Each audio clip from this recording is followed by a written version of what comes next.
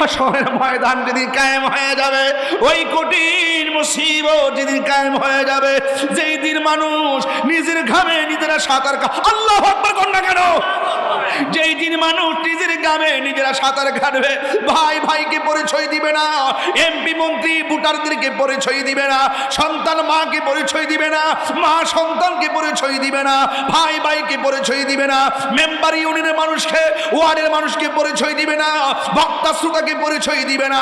এমন একটা ময়দান যদি কায়েম হবে, ওই কঠিন মুসিবতের সময় কেউ কাউকে যেদিন পরিচয় দিবে না, আমার আল্লাহ রাব্বুল আলামিন বলতেছেন সেই দিন প্রত্যেকটা মানুষের মুখটারে বন্ধ করে দেওয়া হবে। হাতের সাক্ষী হাত দিবে, পায়ের সাক্ষী পা দিবে। আজকে মব ভায়োলেন্সের মাধ্যমে রাজনৈতিক প্রতিহিংসাই মানুষকে রাস্তায় ফেলায় ফেলা কুবায়া কুবায়া মারতেছো, হাতুড়ি দিয়া ঘরের ভিতরে ঢুইকা ঘুমের মধ্যে মাথার মধ্যে বাইরাইয়া বাইরাইয়া মানুষকে মারতেছো, মানুষকে খুন করতেছো, আর মনে করতেছো দুই ফাদার একটা পথ পাইয়া গেছো, আর 10,000 টাকা 50,000 টাকা পাইয়া মানুষকে এমন ভাবে মারতেছো। আল্লাহর দরবারে যখন তুমি খুনি হইয়া যাইবা, যখন তুমি জালেম হইয়া যাইবা, মনে রাখবা বাঁচার কোনো উপায় থাকবে না। যাররা যাররা পরিমাণ হিসাব আল্লাহর দরবারে দেওয়া লাগবে, যাররা যাররা পরিমাণ হিসাব আল্লাহর দরবারে দেওয়া লাগবে। আমার নবী আপনার নবী বলেন ওই হাসরের ময়দানে মানুষ নফসি নফসি বলে কাঁদবে। একটা কথা বলে দিয়ে যায়, পৃথিবী বড় অদ্ভুত একটা পৃথিবী হয়ে গেছে। আজকে ভাই ভাইকে মানে না, ভাই ভাইকে রক্তাক্ত করে। আজকে 2টা দিন ধরে ইউটিউবের পাতায় দেখতে দেখতে মেজাজ হারায় ফেলতেছি। দেখলাম একটা সন্তান তার বাবারে লাঠি দিয়ে মাথার মধ্যে বাইরাইতে বাইরাইতে মাটির মধ্যে শোয়াইয়া ফেললো। ওই দিন দেখলাম একটা দাড়িওয়ালা সন্তান তার মাটাকে জুবরির মধ্যে ফলাইয়া মায়ের উপরে লাথি আর ঘুষি এমন ভাবে দেওয়া শুরু করেছে। এমন একটা সমাজ দেখতে হবে আমরা আশা করি নাই। আজকে এমন একটা অবস্থা, এক রশির মাথার মধ্যে মা ফাঁসি দিয়া লটকায়, আর এক রশির মাথার মধ্যে সন্তান ফাঁসি দিয়া লটকায়। মা একটার মধ্যে ঝুলে আর মা সন্তানটা আরেকটা রাস্তার মধ্যে ঝুলে। এর কারণটা কি? এর কারণটা হলো আমরা অন্তরে যে আল্লাহর ভয় দরকার, এই ভয়গুলো হারায় ফেলছি। আখিরাতে জবাব দিতে হবে, কবরে গিয়ে জবাব দিতে হবে, আল্লাহর দরবারে দাঁড়াতে হবে। হারাম রাস্তা কেন বেছে নিয়েছো? আখিরাতের জবাবদিহিতার কথা বলে গিয়েছো। আল্লাহ রাব্বুল আলামিন কোরআনের মধ্যে বলে দিয়েছেন, আমি আল্লাহকে যারা ভয় করে চলবে, আমি আল্লাহ রাব্বুল আলামিন তাকে 2টা জান্নাত দিয়ে দিব। আল্লাহর কাছে সবচাইতে প্রিয় ভাজন তারা যারা আমার আল্লাহকে ভয় করে। ও আল্লাহ, আমলনামা চাইছি, তুমি দিয়ে 1000 কষ্ট দিয়া বুকের ভিতরে হাতটা ঢুকাইয়া দিয়া হাতটা পিছন দিতে বাইর করছো। আল্লাহ বলে গাটটা ফিরায় দেখো, আমি আল্লাহ রাব্বুল আলামিন তোমাকে আমলনামা দিলাম।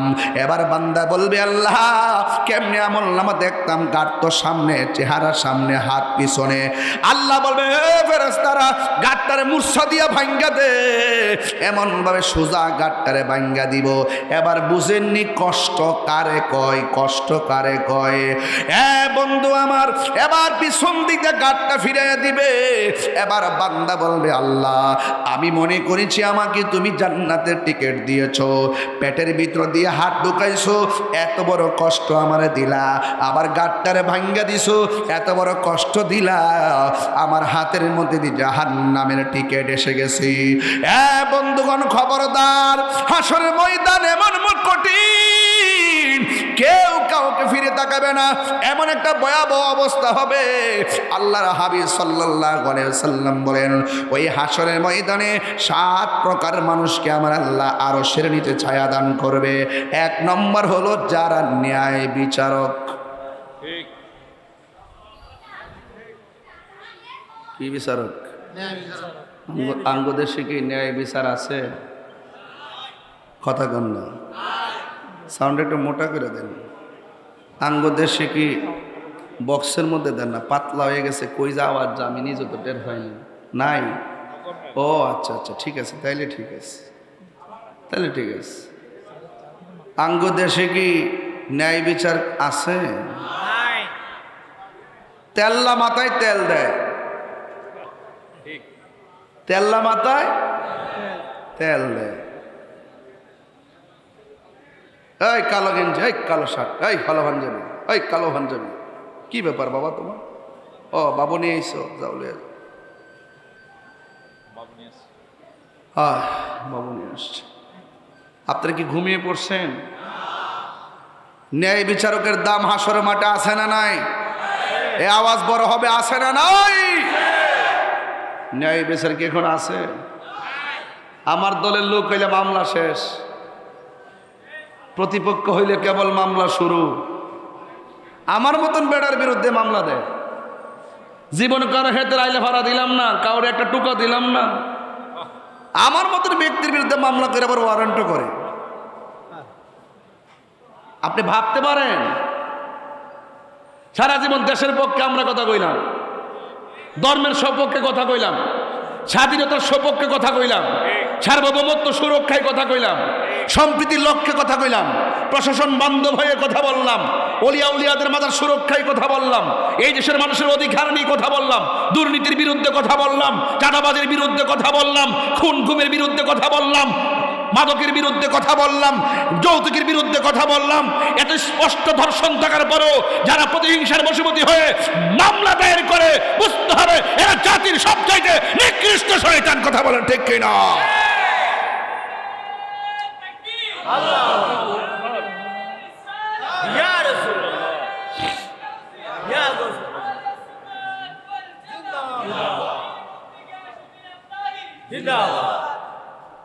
দুষ্টামির সীমা থাকা উচিত। আমি ভীত হইনি, আমি পালিয়ে যাইনি। এখন আমি হিম্মত করে বলি, যৌক্তিক দাবি আদায়ের লক্ষ্যে আমরা বিড়ালের বাচ্চা না। যৌক্তিক দাবি আদায়ের লড়াইয়ের মাঠে বাঘের বাচ্চা হয়ে কথা বলবো ইনশাল্লাহ। আওয়াজ করে বাঘের হুঙ্কার মতো দিয়ে হুঙ্কার দিয়ে কথা বলবো। ওই ভাগের বিরক্তির নিয়ে কথা বলবো, সত্য কথা বলবো, হক কথা বলবো। আপনারা দেখেছেন ভুয়া, ভঙ্গুর, মিথ্যা মিথ্যা কথাই কানে নিয়ে 144 জারি করেছিল, দেখেছেন আপনারা? মনে রাখবেন, দাঁড়িয়ে গিয়ে হঠাৎ করে যদি আপনি থমকে যান তাইলে শেষ।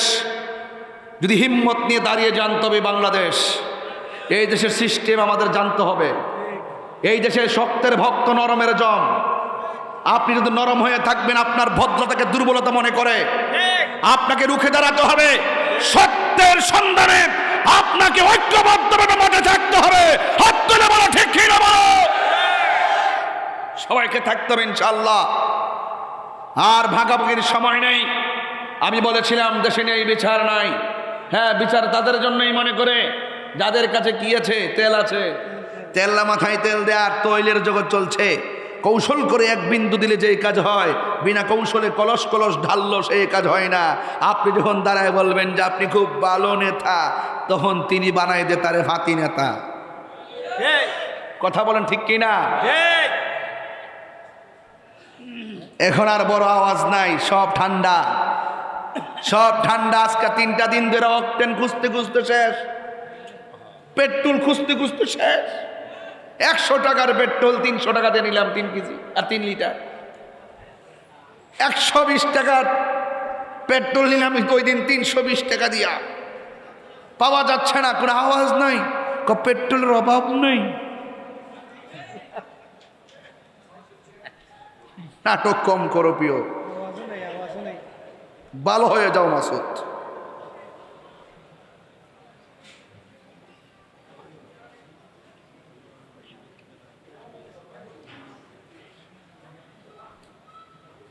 আমরা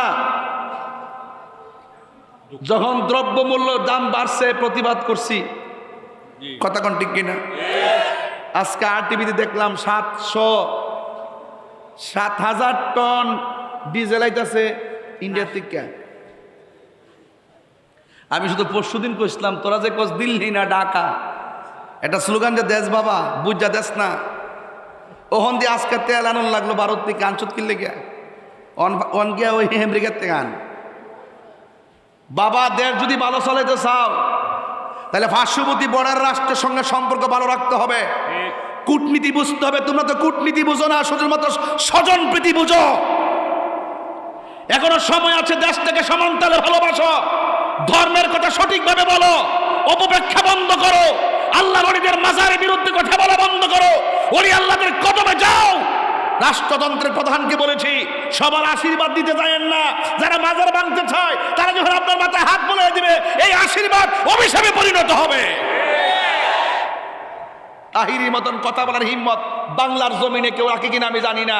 কইছি সাহস থাকলে সামনে আয়। দিল্লি না ঢাকা ডিজে মানুষ কিনলে গা এই পাবলিকে দুইটা ভাগ করতেছে, একটা ভাইব তুলে এক এক সময় একটা ইস্যু বাইর করে কইরা দুইটা ভাগ হয়। ইনকিলাব ইনকিলাব, জিন্দাবাদ জিন্দাবাদ।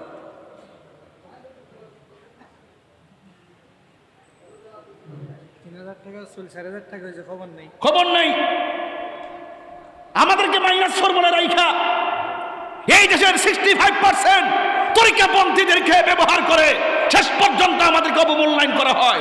এগুলো আপনারা বুঝেন না, সময় মতো আপনারা বুঝতে চান না, কোনো না কোনো ভাবে আপনারা ভাগ হয়ে যান। এই ভাগাভাগি চলবে না, ঐক্যবদ্ধ হন, আমাদের কাছে আসতে তারা বাধ্য হবে। আমরা কাউটা খাই না, আমরা ঘাম ঝরিয়ে খাই, আমরা খেটে খাই। ন্যায় বিচার আছে দেশে? আছে? কিছু কইলে কোন আমরা রাজনীতির আলাপ করি। গত পরশুদিন গেছে এক জায়গায়, আপনার কি কষ্ট হচ্ছে?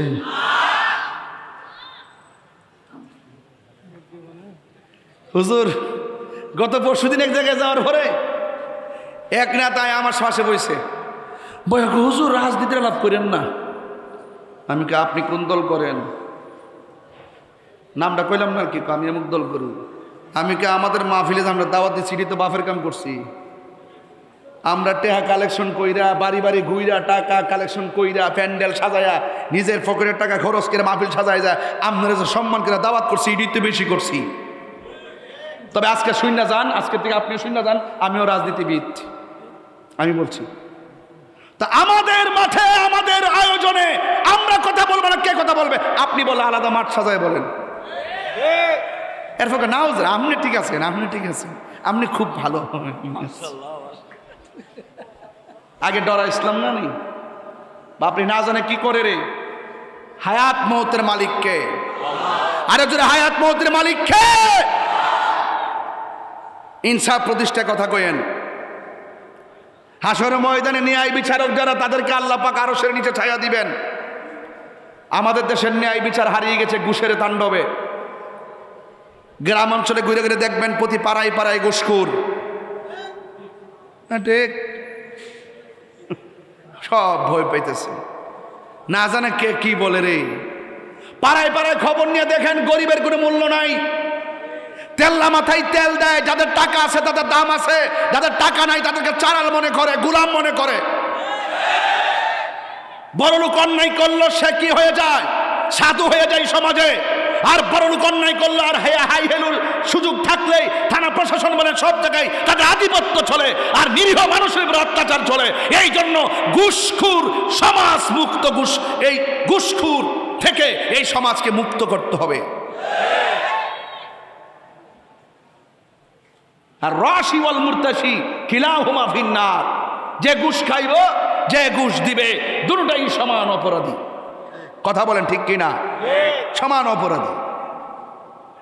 খবরদার, ন্যায় বিচার করতে হবে।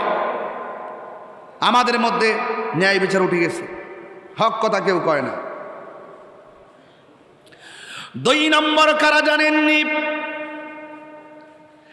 2 নম্বর হলো ওই সমস্ত বান্দা যারা আল্লাহর ভয়ে গুনার কাজ ছেড়ে দেয়। ওয়া'লামু আন্নাল্লাহা মা'আল মুত্তাকিন।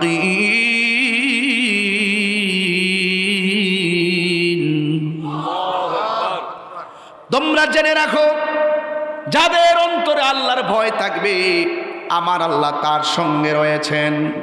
এই জন্য আমার আল্লাহ বলেন, যারা আমি আল্লাহর ধরে গুনার কাজ ছেড়ে দেয়, আমার নবীর হাদিস মুবারক শুনেন, আল্লাহর ভয়ে যারা গুনার কাজ ছেড়ে দেয়, যেমন মনে করেন একটা ছেলে মাদক খাতে নিছে, বাবা ট্যাবলেট খাতে নিছে, দরজা লাগাইছে, জানালা লাগাইছে, পৃথিবীর কেউ তার যেন দেখে না, এমন একটা ভাব লইয়া মনে মনে কল্পনা করতেছেন, আমি মাদক খাবো, আমার আম্মা দেখবে না, আমার আব্বা দেখবে না, আমার ভাই দেখবে না, আমার বোন দেখবে না, কিন্তু আমি খেয়ে নিব।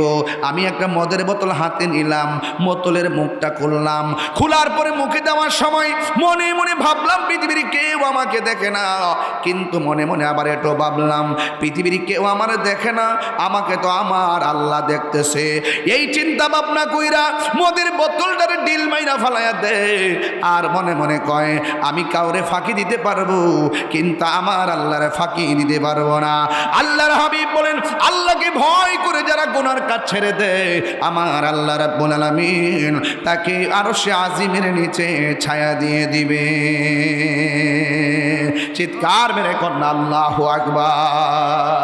মেহেরবান তুমি মেহেরবান, মেহেরবান তুমি মেহেরবান, দয়ার মালিককে একটু মায়ার সুরে কন্যা, মেহেরবান তুমি মেহেরবান, মেহেরবান তুমি মেহেরবান, আমি পাপী গুনাহগার, তুমি ছাড়া কে আছে আর, ক্ষমা করো ওগো প্রভু, তওবা করে বারে বার, ইয়া রহিমু রহমান, ইয়া কারিমু মেহেরবান, ইয়া রহিমু রহমান, ইয়া কারিমু মেহেরবান। যেটা হাত তুলে খুশি হইতাম, মেহেরবান তুমি মেহেরবান, মেহেরবান তুমি মেহেরবান, মেহেরবান তুমি মেহেরবান, মেহেরবান তুমি মেহেরবান, দয়ার মালিককে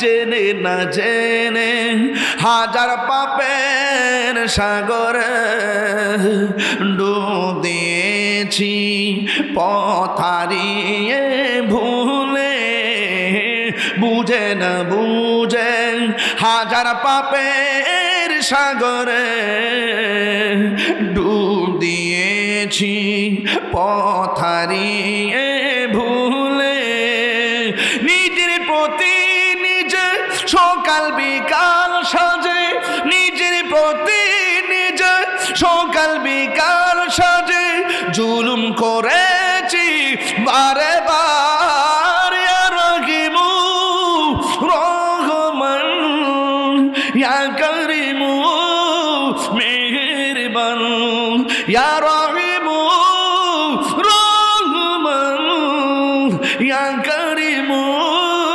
মেহেরবান, মেহেরবান তুমি মেহেরবান, মেহেরবান তুমি মেহেরবান, মেহেরবান তুমি মেহেরবান, মেহেরবান তুমি মেহেরবান।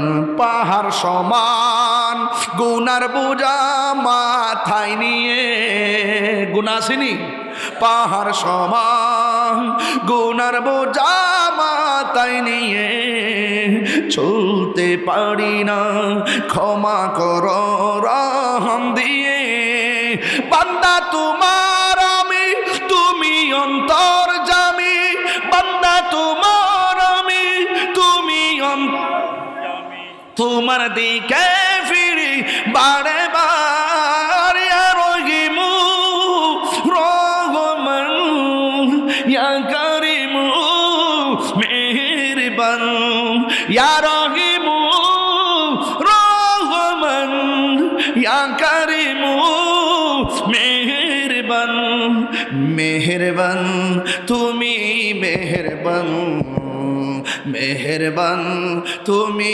মেহেরবান মেহেরবান তুমি মেহেরবান মেহেরবান তুমি মেহেরবান আমি পাপী গুনাহগার তুমি ছাড়া কে আছে আর ক্ষমা করো ও গো প্রভু তওবা করি বারে বার ইয়া রহিমু রহমান ইয়া কারিমু মেহেরবান ইয়া রহিমু রহমান ইয়া কারিমু মেহেরবান মেহেরবান তুমি মেহেরবান মেহেরবান তুমি মেহেরবান মেহেরবান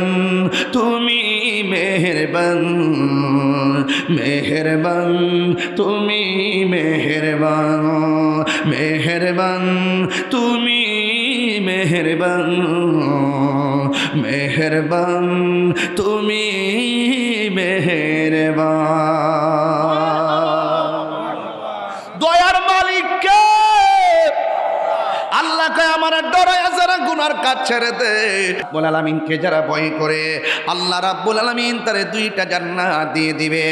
এ আমার যুবক ভাইরা আমি বলতে চেয়েছিলাম আল্লাহ রাব্বুল আলামিন হাবিব বলতেছেন 3 নম্বর হলো কারা জানেননি কয় যাদের মনটা মসজিদে পড়ে থাকে বাড়ি তার ভালো লাগে না মসজিদ তার ভালো লাগে এমন মানুষ সমাজে আছে না নাই? কিছু কিছু মানুষ আছে মসজিদে গেলে ঘড়ির কাঁটার দিকে তাকায় না, আবার কিছু কিছু মানুষ আছে মসজিদের মধ্যে গেলে বারবার মসজিদে ঘড়ির দিকে তাকায়। আবার ইমাম সাহেবরে বলে ইমাম সাহেব নামাজটারে শর্ট করেন বাজারে মিটিং আছে।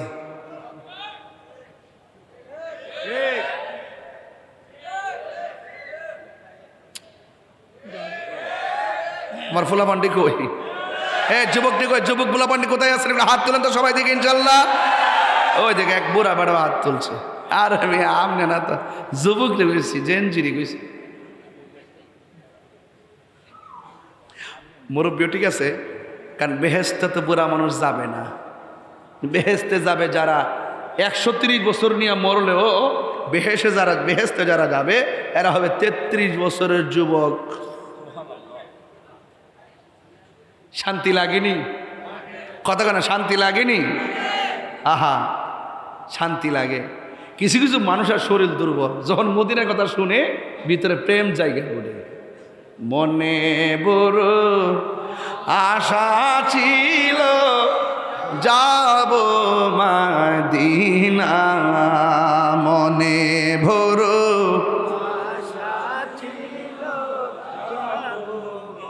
দিনা, সালাম আমি করব গিয়ে সালাম নবীজির যাই, মনে বড় আশা ছিল যাব মদিনায়। সবাই বলতে হবে মনে বড়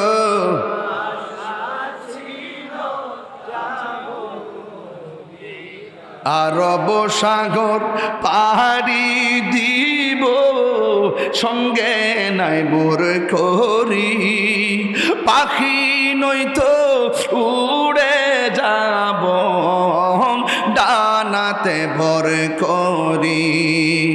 আরব সাগর পাড়ি দিব সঙ্গে নাই মোর করি, পাখি নয়তো উড়ে যাব ডানাতে ভর করি।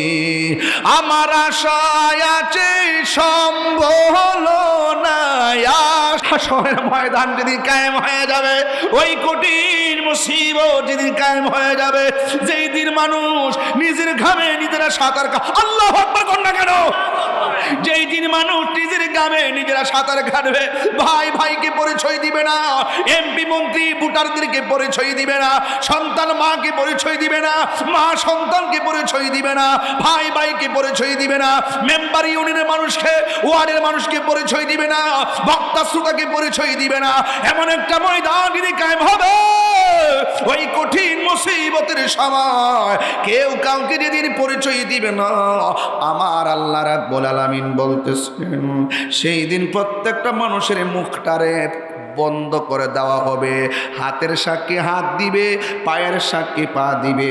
আজকে মব ভায়োলেন্সের মাধ্যমে রাজনৈতিক প্রতিহিংসাই মানুষকে রাস্তায় ফেলায় ফেলা কুবাইয়া কুবাইয়া মারতেছো, হাতুড়ি দিয়া ঘরের ভিতরে ঢুইকা ঘুমের মধ্যে মাথার মধ্যে বাইরাইয়া বাইরাইয়া মানুষকে মারতেছো, মানুষকে খুন করতেছো, আর মনে করতেছো দুই ফাদার একটা পথ পাইয়া গেছো, আর 10,000 টাকা 50,000 টাকা পাইয়া মানুষকে এমন ভাবে মারতেছো। আল্লাহর দরবারে যখন তুমি খুনি হইয়া যাইবা, যখন তুমি জালেম হইয়া যাইবা, মনে রাখবা বাঁচার কোনো উপায় থাকবে না। যাররা যাররা পরিমাণ হিসাব আল্লাহর দরবারে দেওয়া লাগবে, যাররা যাররা পরিমাণ হিসাব আল্লাহর দরবারে দেওয়া লাগবে। আমার নবী আপনার নবী বলেন ওই হাসরের ময়দানে মানুষ নফসি নফসি বলে কাঁদবে। একটা কথা বলে দিয়ে যায়, পৃথিবী বড় অদ্ভুত একটা পৃথিবী হয়ে গেছে। আজকে ভাই ভাইকে মানে না, ভাই ভাইকে রক্তাক্ত করে। আজকে 2টা দিন ধরে ইউটিউবের পাতায় দেখতে দেখতে মেজাজ হারায় ফেলতেছি। দেখলাম একটা সন্তান তার বাবারে লাঠি দিয়ে মাথার মধ্যে বাইরাইতে বাইরাইতে মাটির মধ্যে শোয়াইয়া ফেললো। ওই দিন দেখলাম একটা দাড়িওয়ালা সন্তান তার মাটাকে জুবরির মধ্যে ফলাইয়া মায়ের উপরে লাথি আর ঘুষি এমনভাবে দেওয়া শুরু করেছে। এমন একটা সমাজ দেখতে হবে আমরা আশা করি নাই। আজকে এমন একটা অবস্থা, এক রশির মাথার মধ্যে মা ফাঁসি দিয়া লটকায়, আর এক রশির মাথার মধ্যে সন্তান ফাঁসি দিয়া লটকায়। মা একটার মধ্যে ঝুলে আর মা সন্তানটা আরেকটা রাস্তার মধ্যে ঝুলে। এর কারণটা কি? এর কারণটা হলো আমরা অন্তরে যে আল্লাহর ভয় দরকার, এই ভয়গুলো হারায় ফেলছি। আখিরাতে জবাব দিতে হবে, কবরে গিয়ে জবাব দিতে হবে, আল্লাহর দরবারে দাঁড়াতে হবে। হারাম রাস্তা কেন বেছে নিয়েছো? আখিরাতের জবাবদিহিতার কথা বলে গিয়েছো। আল্লাহ রাব্বুল আলামিন কোরআনের মধ্যে বলে দিয়েছেন, আমি আল্লাহকে যারা ভয় করে চলবে, আমি আল্লাহ রাব্বুল আলামিন তাকে 2টা জান্নাত দিয়ে দিব। আল্লাহর কাছে সবচাইতে প্রিয় ভাজন তারা যারা আমার আল্লাহকে ভয় করে।